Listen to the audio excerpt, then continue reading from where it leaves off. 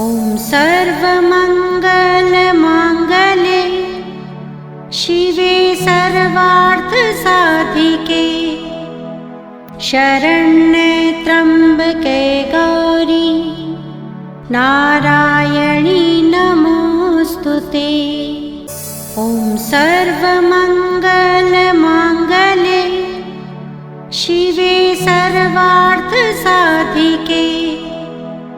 शरण्ये त्र्यम्बके गौरी नारायणी नमोऽस्तुते। ॐ सर्वमङ्गलमाङ्गल्ये शिवे सर्वार्थसाधिके शरण्ये त्र्यम्बके गौरी नारायणी नमोऽस्तुते।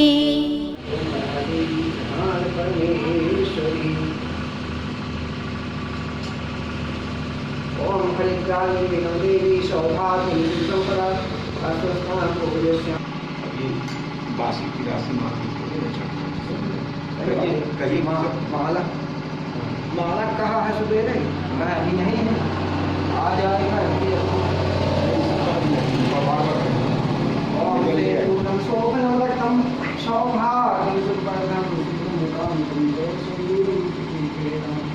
ओम अच्युताशेष शोभिता मयाली कामक्या ध्यान परमेश्वरी ओम मल्लिकादेन सुगंधेन मालत्यादेवे प्रभु मया हितान पूजा पुष्पाणि प्रतीकेतां पुष्पं समर्पयामि मा गुरुवे नमः। ओम ब्राह्मणोऽसुमादे बाहुराजन्यहतः रोगदर्पयशापतभ्यां गोसुरुद्रोजा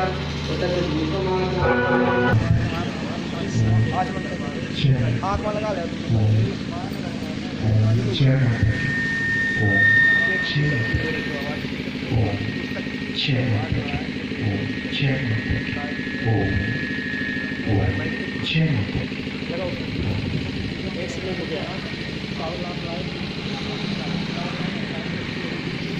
हेलो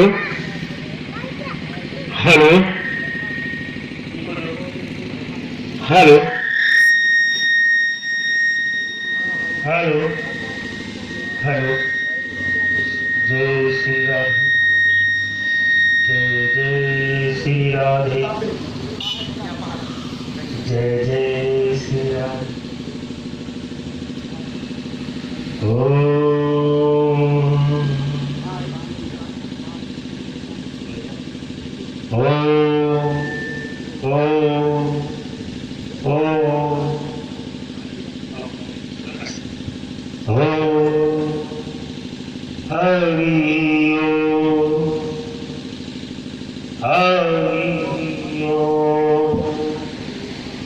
जय माता दी। ओम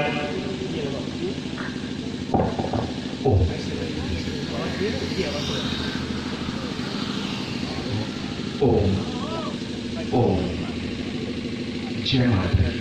ओम जय माता दी।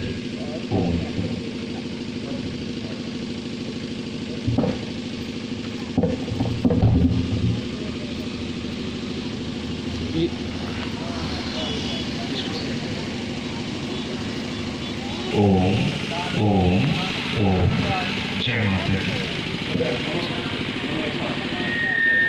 ओम जय माता दी। ओम जय माता दी। ओम जय माता दी।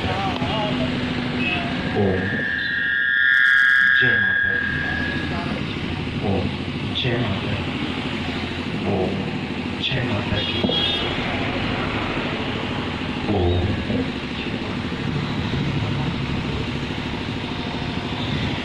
ओम जय माता दी। ओम जय माता दी। ओम जय माता दी। ओम जय माता दी।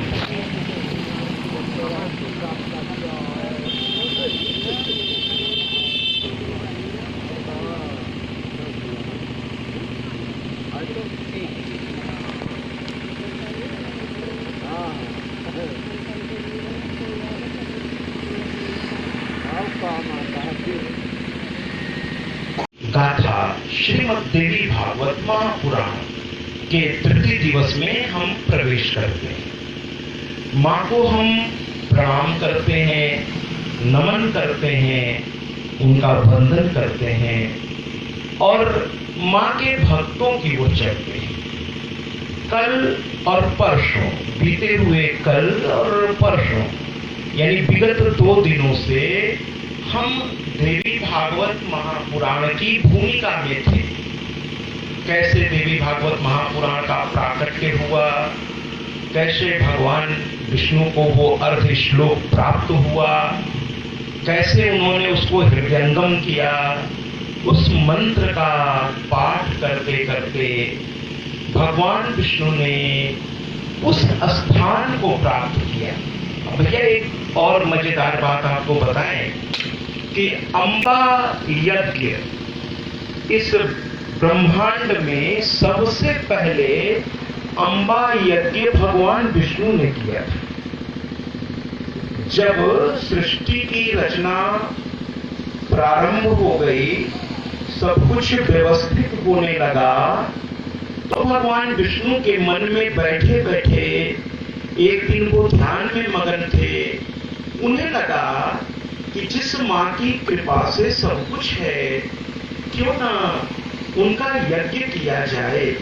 देखिए, जब मन में किसी भी अनुष्ठान के प्रति आपको भाव आ जाए तो ये समझ लीजिए कि आपका कोई पुण्य काल उदित हुआ है। देखिए, ये बात मैं नहीं, माँ गौरी को भगवान शिव ने कहा है कि कथा सुनने का भाव, यज्ञ इत्यादि अनुष्ठान कराने का भाव, यहाँ तक कि जो आजकल एक परंपरा चली है भंडारे का, वो भी एक भाव, ये सारे भाव स्वयं से प्रकट नहीं होते। ये कुछ न कुछ ऐसी परिस्थितियां होती हैं जो इन भावों को आपके अंदर प्रकट कर। अभी आज की ये कथा प्रारंभ होने से पहले एक यहाँ पर कुछ घटनाएं घटित हुई। मैं उसको विस्तार में तो नहीं जाना चाहता, लेकिन पता नहीं क्यों मुझे कहने का मन कर रहा है कि धन तो आजकल संसार में लगभग अधिकतम लोगों के पास है, अधिकतम लोगों के पास, लेकिन ये भाव कि मुझे कोई अनुष्ठान करना, सामर्थ्य किसके पास आजकल नहीं है। हम में से सबके पास सामर्थ्य है। अगर कोई कहता है कि हमारे पास सामर्थ्य नहीं है, तो मैं किसी किताब की कथा आपको नहीं बताऊंगा आज, नहीं बताऊंगा आज, बताऊंगा जब वो कथा शुरू होगी। लेकिन जब सामर्थ्य की बात आई तो मैं आपको एक प्रामाणिक घटना, और आपके इस स्थान से वो जगह दूर नहीं है, अतर्रा आप लोग जानते होंगे, वहां पर एक बिसंडा नाम की जगह है, वहां एक अमवा नाम का गांव है।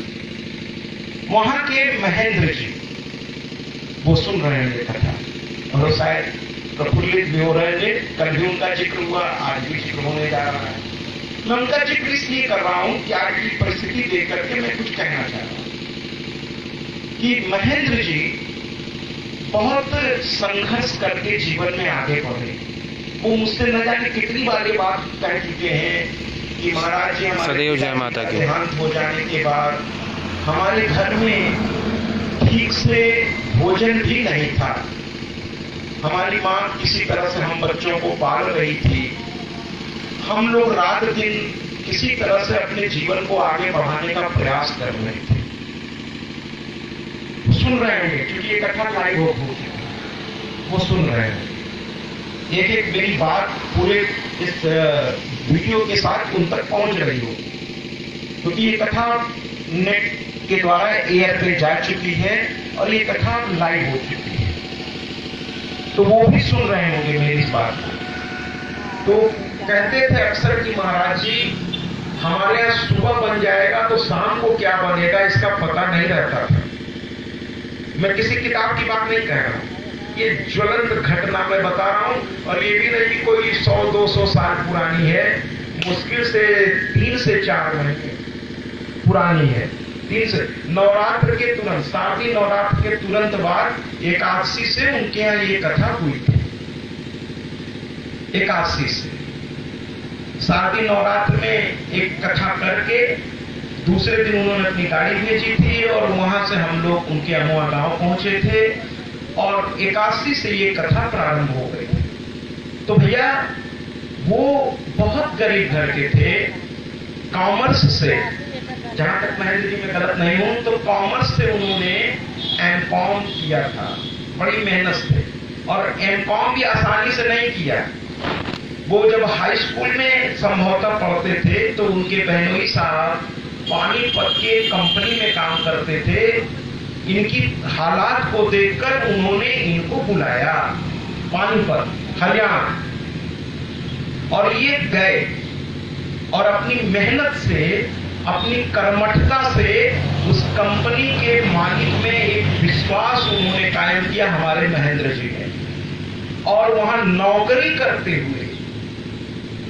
करते हुए अपनी पढ़ाई को उन्होंने पूरा किया। क्योंकि यहाँ पर प्राचार्य महोदय बैठे हैं, बहुत आदरणीय हैं, और भी बुद्धिजीवी बैठे हैं। आपके सामने भी बहुत सारे ऐसे शिष्य आए होंगे जो आर्थिक रूप से बड़े कमजोर होंगे, लेकिन उन्होंने पढ़ाई की। कुछ ऐसे ही महेंद्र जी हैं और अभी उनकी उम्र मुश्किल से मैं समझता हूं कि अगर मैं गलत नहीं हूं तो इस समय उनकी उम्र 37-38 साल है, मात्र 37-38 साल। और आदरणीय महेंद्र जी, मैं आदरणीय शब्द इसके इस्तेमाल कर रहा हूं कि संघर्ष करके वो खड़े हुए, चाहते तो वो ऑलराउंड, आचार्य जी मैं आपको बताऊं, ऑलराउंड वो टॉपर रहे हैं अपने हर क्लास में। वो उनका बड़ा सुंदर भविष्य हो सकता था। वो हो सकता था किसी बड़ी कंपनी के सीए और बहुत अच्छे पद पर हो जा सकते थे, लेकिन उन्होंने आगे की पढ़ाई इसलिए नहीं की कि उनको अपने परिवार को चलाना था। तो उन्होंने उतनी पढ़ाई की जितना आज की तिथि में जरूरत है। और उस कंपनी में काम करते करते वहां के मालिक ने इन पर विश्वास किया और वो बताते हैं कि पानीपत में महाराज जी मैं 10 बाई 10 के कमरे में रहता हूँ। 10 बाई 10 बड़ा छोटा सा कमरा होता है, क्या उसी में खाना भी बनता है, उसी में हम पति पत्नी रहते भी हैं। लेकिन माँ के ऐसे भक्त हैं हमारे महेंद्र जी, सुन रहे होंगे कि अब तक उन्होंने अपने गांव में, लोग पैसा कमा कर अगर इकट्ठा करते हैं तो सबसे पहले सोचते हैं घर बनवा ले, रहने के लिए छत हो जाए। गांव में उनका मकान है, ऐसा नहीं कि मकान नहीं है, मकान है, खेती बाड़ी भी है, बाग बगीचा भी है, घर से वो कमजोर नहीं है, लेकिन आर्थिक रूप से थोड़े उनकी दिक्कतें हैं। तो जब वो पैसा इकट्ठा करते हैं तो प्राचार्य जी मैं आपको बताऊं और आप सबको बताऊं कि उस पैसे से सबसे पहले, मैंने खुद उनसे कहा है, तो उस पैसे से सबसे पहले उन्हें अपने लिए एक छत बनानी चाहिए या और भी संसाधन इकट्ठे करने चाहिए। लेकिन वो, आइए आदरणीय आचार्य आपका स्वागत है। आपके ही ग्राम के एक बहुत ही आदरणीय व्यास वो इस मंच की ओर आ रहे हैं। मैं हृदय से उनका स्वागत करता हूं और उम्मीद करता हूं आप सब तालियां बजा के एक बार इन आदरणीय आचार्य का स्वागत करें। और मैं तो निवेदन करूंगा कि मेरे साथ मंच को शेयर करें और हम जो लाइव कर रहे हैं जरा सा वो आचार्य की ओर भी थोड़ा कैमरा थोड़ा घुमाएं, जिससे कि पूरा विश्व देखे आदरणीय को। तो कहने का तात्पर्य ये है कि मैं एकदम एक सत्य घटना, जहां मैं कथा करके आया हूँ, यूट्यूब पे पड़ा हुआ है, वो महेंद्र जी की तस्वीर भी है यूट्यूब में, सपत्नी को वो उसमें मुख्य क्या कहते हैं यजमान थे वो। यूट्यूब पे आप देखिए, ग्राम अमुआ मैं जो कथा कह रहा हूं वो आप यूट्यूब पे देख लीजिए। तो इन महेंद्र जी की मैं बात कर रहा हूं। जब जब इनके पास पैसे इकट्ठे हुए, और आप प्राचार्य जी आपको सुन के आश्चर्य होगा कि ऐसे परिस्थिति वाला व्यक्ति अब तक अपने ग्राम में 3 बार कथा करा चुका, 2 बार मूल पाठ और तीसरी बार मेरे द्वारा कथा। वो कहते थे महाराज जी मैं श्रीमद् देवी भागवत के व्यास को तलाशता था, कोई मिलता नहीं था तो मूल पाठ से काम चलाता था। कन्याओं को भोजन, और नंगे पैर वो व्यक्ति सुबह 7 बजे वो उपस्थित हो जाते थे हम लोगों के सामने, और रात 11 बजे तक, जब तक हम लोग भोजन करके बिस्तर पे नहीं चले जाते थे, बल्कि मैं उनको प्यार से डांटते हुए फल जो रखा रहता था, मैं कहता था कुछ खाइए, कुछ खाइए, ऐसे कैसे चलेगा, 9 दिन की बात है। और चेहरे पे एक अजीब सी आभा मैंने उनमें देखी, और ये अनुष्ठान पूरा हुआ, और उस कथा में आप यूट्यूब पे देखिए 7,500 लोग इकट्ठे हुए, 10-10 किलोमीटर से लोग ट्रैक्टर पे चढ़कर, आप उस कथा को देखिए, यूट्यूब पे पड़ी हुई है, 10-10 किलोमीटर से लोग ट्रैक्टर पे चढ़कर उस कथा को सुनने आए। मेला जैसा माहौल हो गया, और वो महेंद्र जी हमारे इतने विनम्र हैं कि मंच पर खड़े होकर वो कहते थे, भैया हो हमारे पास कुछ नहीं है, ये जो कुछ करवा रही है वो मैया रानी करवा रही है, लीजिए ना, मैंने आपसे वादा किया आज भक्तों की कथा सुनाऊंगा, मैंने पहले भक्त की कथा जो आपके सामने है, आप उनसे मिल भी सकते हैं, मैं महेंद्र जी की ही कथा लेकर आज उठ बैठा कि अकेले अपने बल पर उन्होंने कथा कराई। गांव के लोग आगे बढ़े सहयोग करने के लिए, तो उन्होंने कहा मुझे आर्थिक सहयोग नहीं चाहिए, केवल आप लोग तन से और मन से आ जाइए, धन मैया रानी हमें जो दी है हम उसी में करें, हमें आपसे कोई आर्थिक सहयोग नहीं चाहिए, बस केवल तन और मन दे। और गांव के सभी लोग लग गए, और वो कथा इतनी भव्य है, ये यूट्यूब पे आप स्वयं देखिए, स्वयं देखिए, और उस व्यक्ति को भी देखिए सर्वपत्नी, और कहिएगा तो मैं फोन मिला दूंगा और मैं माइक की ओर उनकी आवाज कर दूंगा। अभी भी वो यही कहते हैं कि महाराज जी जो कुछ है सब मैया का है, सब मैया का है। ऐसे आदरणीय महेंद्र जी को मैंने इसलिए याद किया कि मां के भक्त में जहां भाव आ जाता है ना, जहां भक्ति आ जाती है, कल मैंने आपसे कहा था कि भ से भाव और भ से भगवान, जहां भाव वही भगवान, जहां भाव वही भगवान। तो आप देख लीजिए, सारे भक्तों की कथा उठाता हूं एक एक करके, मां की सबसे पहले सत्यव्रत की कथा उठाता हूं, देखिएगा उसके पास कितने पैसे हैं, लेकिन मां का वो भक्त था। आइए ना उस कथा में प्रवेश करते हैं, आइए उस कथा में प्रवेश करते हैं। श्रीमद् देवी भागवत के पहले भक्त की कथा सत्यव्रत। एक कौशल देश है, आइए जरा उस कौशल देश की ओर चलें। हम लोग क्या देख रहे हैं कि कौशल देश के मध्य में एक व्यक्ति बैठा हुआ है पेड़ के नीचे, थोड़ा अशांत है, थोड़ा विचलित है, थोड़ा घबराया हुआ सा है, माथे पर चिंता की लकीरें खींची हुई हैं। उधर से एक ऋषि गुजरते हैं। संत का स्वभाव बड़ा कोमल होता है। देखिए हमारे आदरणीय हमारे निवेदन पर चले हैं तो संत का स्वभाव बड़ा कोमल होता है, बड़ा कोमल होता है। उनसे कोई प्यार से कह के तो देखे, वो ना कर ही नहीं पाते, ना कर ही नहीं पाते। यही तो संत स्वभाव है, यही तो संत स्वभाव। तो मैं कहना ये चाहता हूं कि व्यक्तित्व भी देखिए कई तरह के होते हैं। एक राजसी व्यक्तित्व, एक तामसी व्यक्तित्व और एक सात्विक व्यक्तित्व। अब आप कहेंगे महाराज ये तो बड़े भारी भारी शब्द आपने बोल दिए, सरल भाषा में समझाएंगे, तो मैं सरल भाषा कर देता हूं। राजसी व्यक्तित्व क्या है? जिस व्यक्ति में ये व्यक्तित्व दिख जाए आप समझिए वो राजसी व्यक्तित्व का मालिक है। ऐसे तो ये सृष्टि त्रिगुणात्मक है, सत्य रज तम के बिना तो ब्रह्मा विष्णु महेश नहीं है, तो हम आप क्या हैं? लेकिन हर में किसी न किसी गुण की प्रधानता होती है, और जिस गुण की प्रधानता होती है वही उसका व्यक्तित्व होता है, वही उसकी मूल प्रकृति होती है। इस बात को आप समझिएगा। तो कहने का तात्पर्य यह है कि जो राजसी व्यक्तित्व, मैं पहले राजसी व्यक्तित्व को उठाता हूं, उसमें यह है तुम हमारा सहयोग करो, हम तुम्हारा सहयोग करेंगे।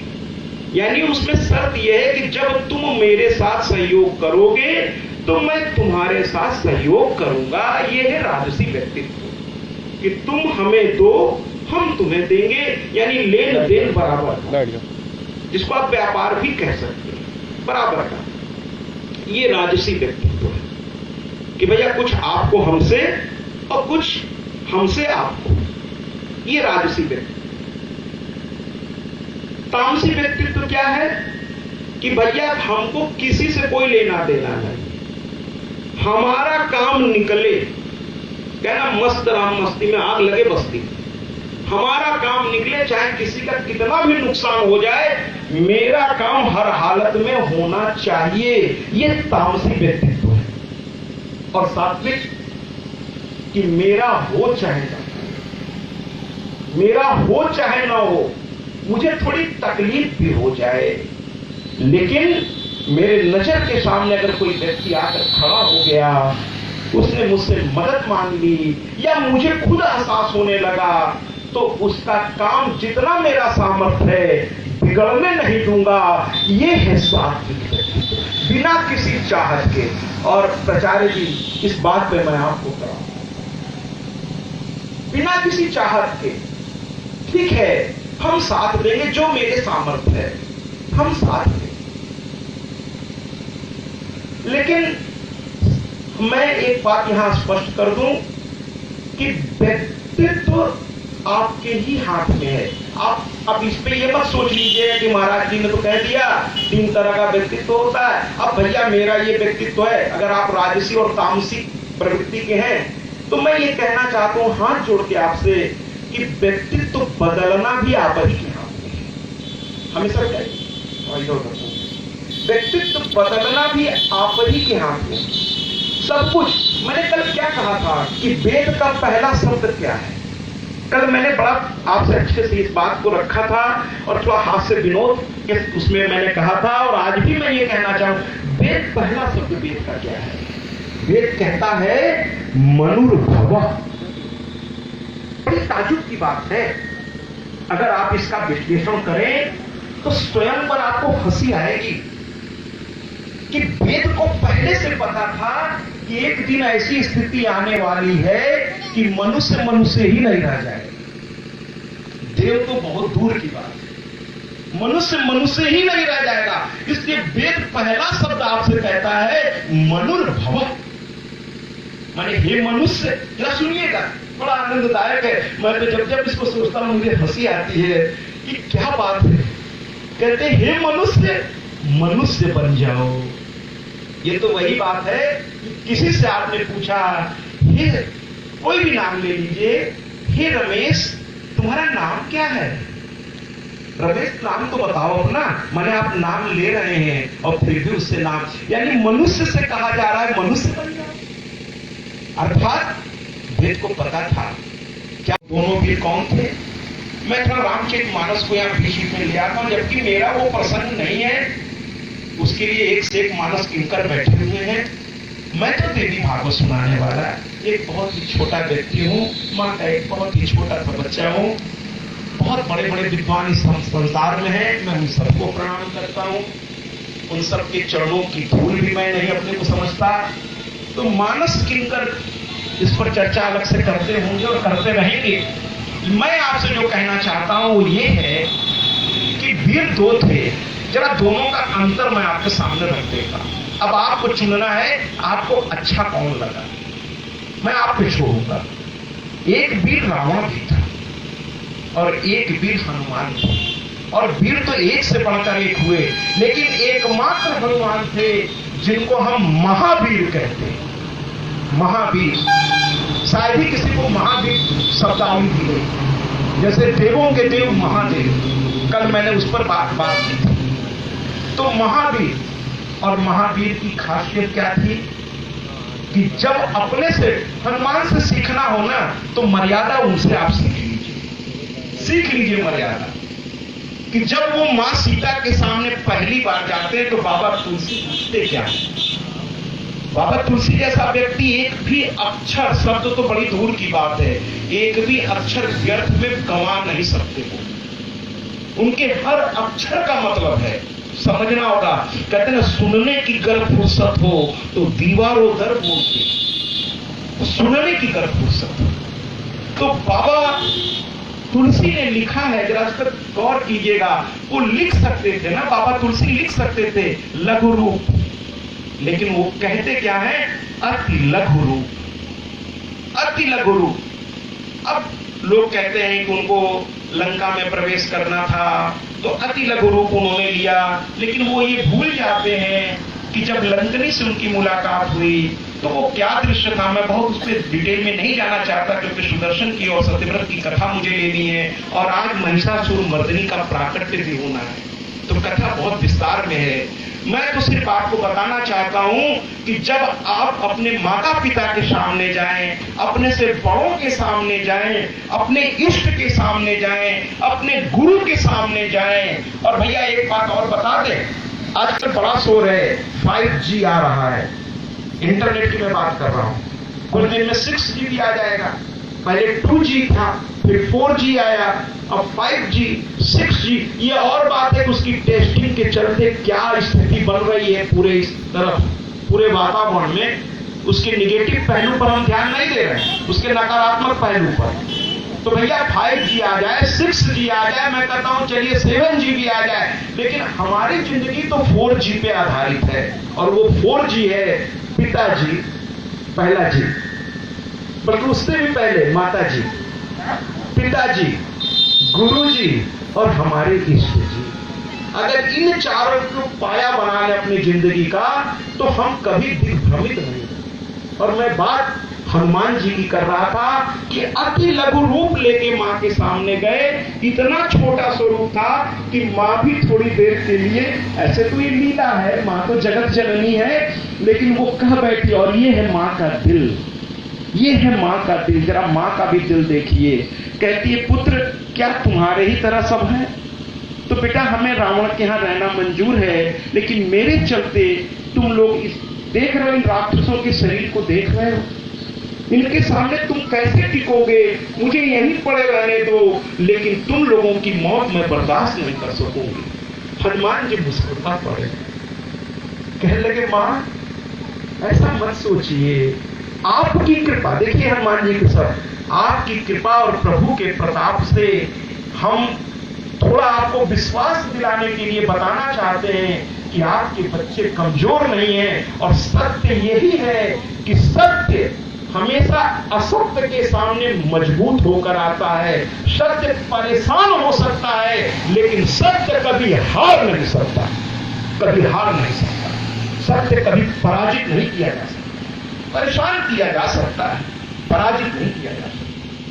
और फिर हनुमान ने विशाल शरीर दिखाया, मां प्रसन्न हो गई। लेकिन हनुमान जी की विनम्रता देखिए और मर्यादा देखिए। जैसे ही मां को विश्वास हुआ, फिर अति लघु रूप में आ गए और मां के चरण पकड़ ली, मां के चरण पकड़ ली। मैं कहना क्या चाहता हूं, कथा सांकेतिक होती है। मैं कहना चाहता हूं आप डीएम बन जाइए, आप बड़े से बड़े पद पे जाइए, लेकिन मां के सामने तो अपना नन्हा कलुआ बन के ही जाइए।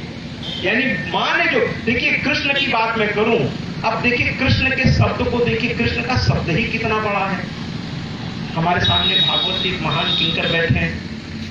कृष्ण शब्द को अगर आप देखें तो इसमें कृष्ण को थोड़ा अगर अलग करते हैं, संधि विच्छेद करते हैं, कृष्ण प्लस अ, मैं अ शब्द इस्तेमाल करूं। और कृष्ण का मतलब क्या होता है? अगर आप इसको साहित्यिक हिंदी में सरल भाषा में समझना चाहें तो ये कृष्ण का मतलब होता है आकर्षण, आकर्षण। और अमर का मतलब होता है स्थिर आनंद, माने एक ऐसा आकर्षण जिसमें सर्वमंगल बाकी जितनी भी भौतिक शिवे सर्वार्थ साधिके लेकिन शरण्ये त्र्यंबके गौरी हो जाए, फिर वो नारायणी